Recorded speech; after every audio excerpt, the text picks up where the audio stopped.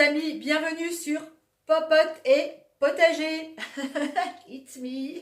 Alors aujourd'hui on cuisine avec un produit du potager, les blettes.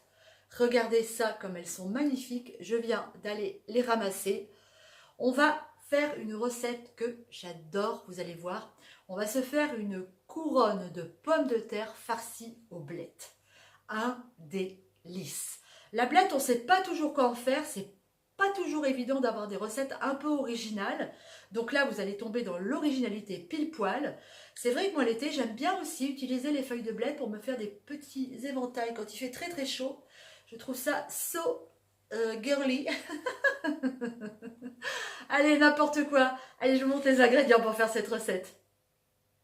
Il va me falloir un beau bouquet de blettes. Là, j'ai environ, on va dire, 8-9 cardes.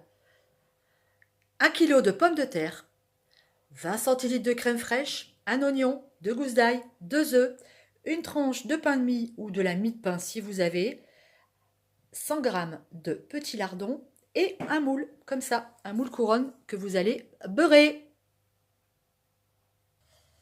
Alors pour cette recette, j'ai uniquement besoin du vert de mes blettes.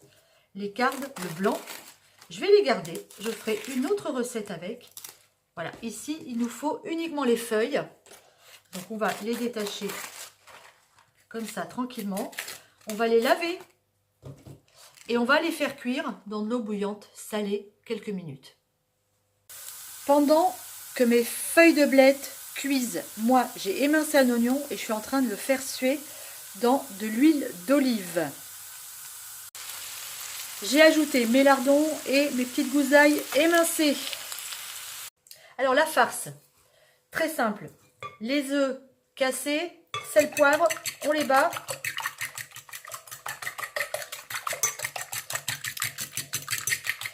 Jusque là, pas trop de difficultés. Et ce que je vais faire, c'est que je vais mettre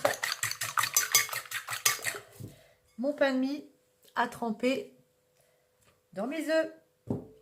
Je le retournerai tout à l'heure. Quand mes feuilles de blettes sont cuites, je les égoutte bien et je les mélange à mes petits lardons, mes petits oignons et mon ail. Une fois que mon pain de mie est bien imbibé, j'ajoute à ça mon mélange ici.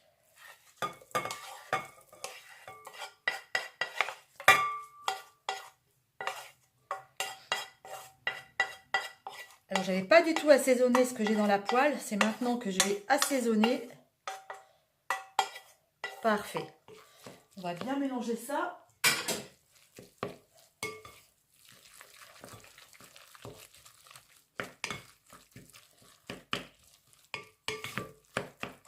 Obtenir une farce qui se tienne un petit peu quand même. Et maintenant, on va saler. Pas trop parce que les lardons sont déjà salés. Hop, on va poivrer. Là, on poivre bien par contre. Et on va quand même ajouter une petite herbe. Alors, vous mettez celle que vous voulez. Moi, je vais mettre un tout petit peu de thym que j'ai été ramasser dans mon jardin. Je vais mettre un petit peu de thym pour le goût, du thym frais. J'adore. Mais vous pouvez mettre du persil, vous pouvez mettre de la ciboulette, c'est vous qui voyez. Maintenant, on va procéder au montage.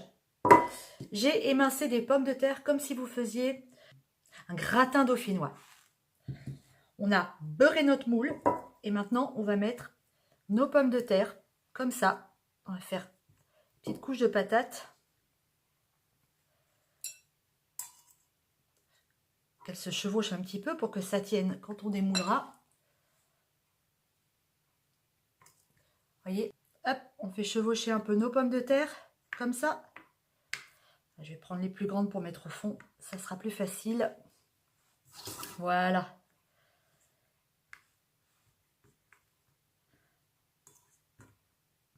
On va mettre celle-là plutôt.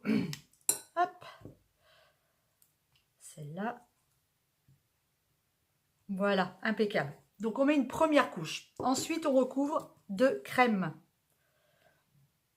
On met de la crème fraîche.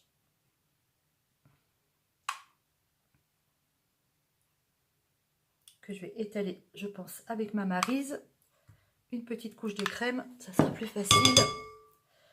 Oui, quand même très pratique la Maryse. Allez, on étale ça comme ça.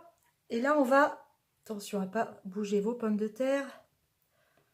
Là, on sale et on poivre. Un peu de poivre et un petit peu de sel. Hop. Et on remet une couche. C'est parti.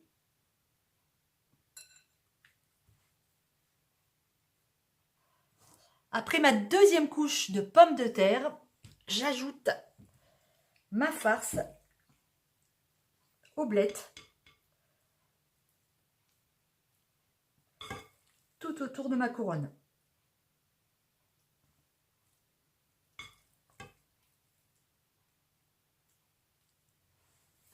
Une fois que c'est fait, on tasse bien avec le dos de notre Maryse. Et on va à nouveau recouvrir de pommes de terre.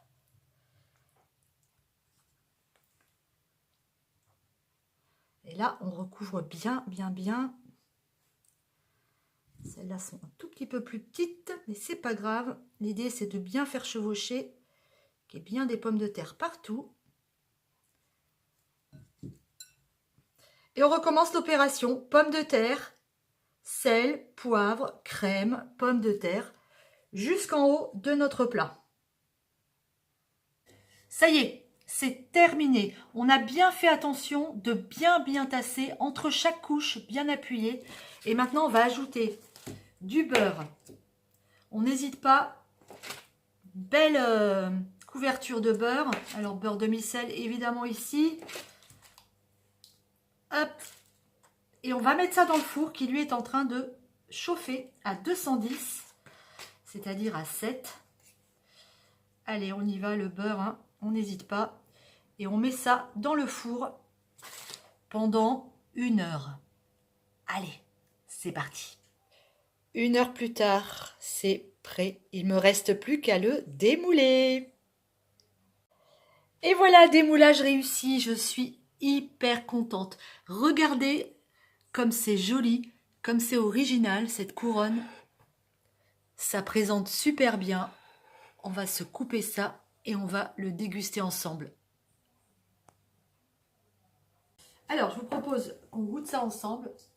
C'est magnifique. Regardez ça. J'essaye de m'approcher au plus près, comme c'est joli. Et comme c'est bon, j'ai déjà goûté. C'est absolument délicieux. Génial. J'adore. C'est un régal. Refaites cette recette, vous verrez que vous aurez beaucoup de succès. Je vous fais des bisous, je vous dis à bientôt pour une autre vidéo. Ciao!